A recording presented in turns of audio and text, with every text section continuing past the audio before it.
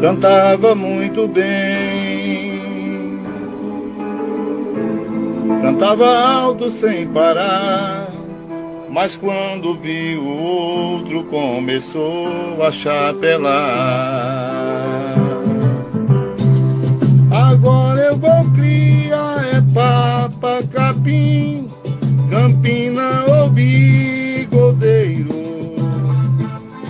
viu até cibite ou qualquer passarinho, nem que seja mateiro.